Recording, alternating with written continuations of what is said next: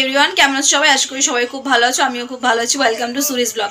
খুব ভালো নেই গো, সকাল থেকে প্রচণ্ড শরীরটা খারাপ, মানে হাত দুটো ভেতরে এত পেন হচ্ছে না, মানে কি বলবো, জাস্ট এই ঠান্ডার জন্য।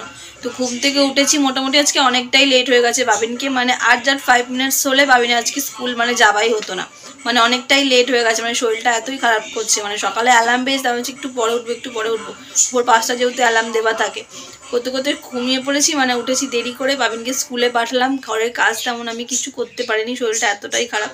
মিস্টার আলাদার অফিস যাওয়ার আগে কিছুটা কাজ আমাকে গুছিয়ে দিয়ে গেছে, তারপরে আমি স্নান করেছি। স্নান করে আজকে যেহেতু বৃহস্পতিবার, ঠাকুরকে পুজোটা দিতে হয়েছে, ঠাকুরকে পুজোটা দিয়েছি। আর এখন যাবো বাবিনকে আনতে স্কুলে।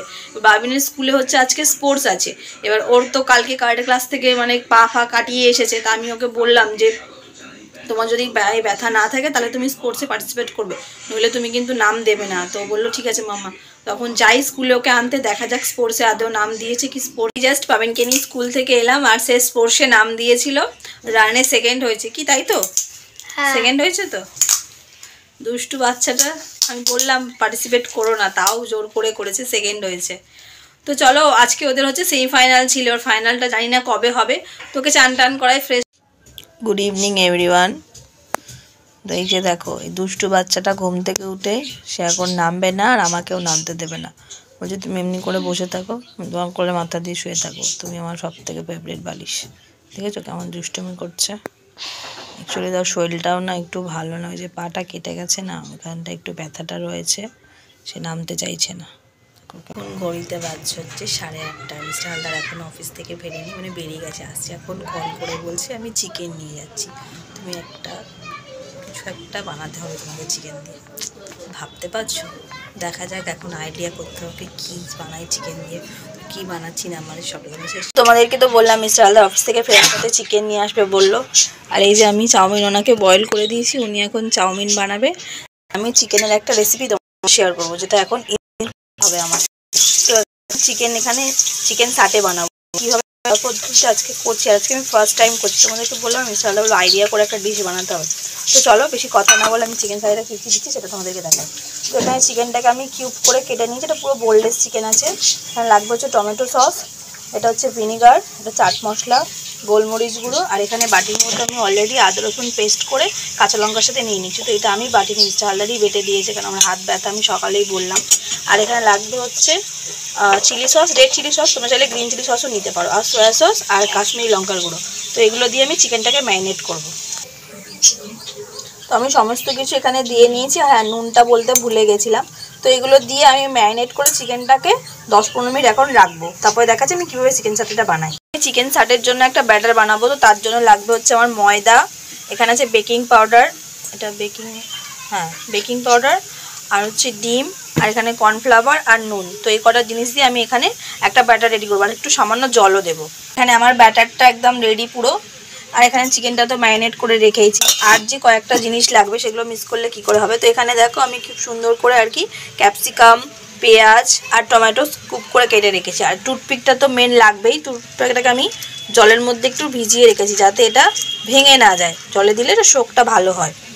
তো আমি এখানে যে টুথপিকগুলোকে ভিজিয়ে রেখেছিলাম, তো এবার আমি এগুলোকে টুথপিকের মধ্যে চিকেনটাকে আর ক্যাপসিকাম পেঁয়াজ এগুলোকে আমি এবার স্কুপ করব। তো দেখো আমি কিভাবে করছি। তো প্রথমে আমি এখানে একটা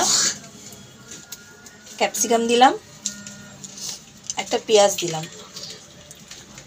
ঠিক এতটা ডিস্টেন্সে আমি রাখছি। এবার আমি থেকে একটা ম্যারিনেট করা চিকেন আমি নিয়ে নিলাম, এটাকে ওই স্কুপের মধ্যে দিয়ে দিলাম। এবার একটা দেবো হচ্ছে টমেটো, ঠিক আছে। আবারও আমি আরেকটা আমি এখানটায় চিকেন দেবো, যাতে চিকেনের পরিমাণটা বেশি থাকে।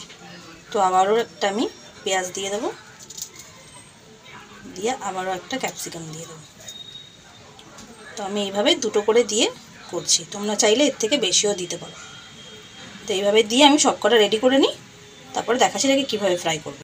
তো এখানে দেখো আমার চিকেন যে সাটেগুলো পুরো রেডি হয়ে গেছে, আর ব্যাটারটাও আমার এখানে পুরো রেডি। আর ব্যাটারের থিকনেসটা ঠিক এরকমই থাকবে, ঠিক আছে, খুব বেশি মোটা না, আবার খুব বেশি লিকুইডই না। তো আমি এখান থেকে একটা সাটে এবার তুলে নেব, নিয়ে আমি এটাকে খুব ভালো করে এইভাবে আর কি চারিদিকে ব্যাটারটা লাগিয়ে দেবো, এরকম ঘুরিয়ে ঘুরিয়ে। তো চলো আমার ব্যাটারটা লাগানো হয়ে গেছে। যত লাইট ব্যাটার হবে তত ভালো। দিকে আমি তেলটাও গরম বসিয়ে দিয়েছিলাম। তো এবার আমি ব্যাটারের মুখটা এটার মধ্যে ছেড়ে দিলাম। তো এইভাবে আমি বাকিগুলোকেও এবার রেডি করে নিয়ে ফ্রাই করতে থাকি। তো দেখো একটা সাইড ভাজা হয়ে গেছে, আমি আরেকটা সাইড উল্টেও দিয়েছি। দেখতে কি সুন্দর লাগছে না? তো পুরোটা ভাজা হয়ে যাক, তারপর দেখাচ্ছি কেমন কালারটা এসছে। দেখো আমি কিছুটা ভেজে তুলে নিয়েছি, আর একটু আমি লাল লাল করে ভেজেছি। তোমরা চাইলে একটু সাদা সাদা রাখতে পারো। তো দেখো রেসিপিটা যদি ভালো লেগে কিন্তু ট্রাই করবো। আমি কিন্তু এক ঘরোয়া পদ্ধতিতে দেখা। তো এদিকে চিকেন চাটনিটা কিছুটা ভাজা হচ্ছে, আর এখানে মিস্টার আল্লাহ বানিয়েছেন হচ্ছে চাউমিন। তো আর এখানে বাবিনকে আমি ডিনারও রেডি করে দিয়েছি। তো এই দিয়ে আজকে খাওয়া দাওয়া হবে আমাদের রাত্রিতে। তো শীতের সময় জাস্ট চাউমিন এগুলো খেতে শীতের সময় খুবই ভালো লাগে রাত্রিতে। কটা বাজে দেখো, ঘড়িতে বাজছে হচ্ছে 11:40। আর এই যে দুষ্টু বাচ্চাটা এখনও ঘুমায়নি, তার নাকি মর্নিংয়ে স্কুল। মিস্টার হালদার খুবই টায়ার্ড আজকে, ওই জন্য উনি শুয়ে পড়েছেন তাড়াতাড়ি। তো আজকে ডিনারটা করতে একটু দেরি হয়ে গেছিলো মোটামুটি। আর আমি জাস্ট এই 10-15 মিনিট আগে ডিনার কমপ্লিট করে, আর আমি কি করি রাত্রিবেলায় মানে খাবার যে বাসনগুলো রাত্রে মেজে রাখি, 12 মাস শীত গ্রীষ্ম বর্ষা যাই হয়ে যাক না কেন, আমাকে রাত্রিরে মানে রান্নাঘর নিট অ্যান্ড ক্লিন করে রাখতে হবে। তো মেজে টেজে এই এলাম, এবার শুভ। আর শীতকাল মানেই মুখে বোরলিং তো মাখতে হবে, মাখা হয়ে গেছে। তো যাই হোক চলো আজকে এই ছোট্ট ব্লগটা যদি ভালো লেগে থাকে তোমাদের তো লাইক কমেন্ট শেয়ার সাবস্ক্রাইব করো। সবাই সুস্থ থাকবে, ভালো থাকবে। আবার দেখা হবে কালকে।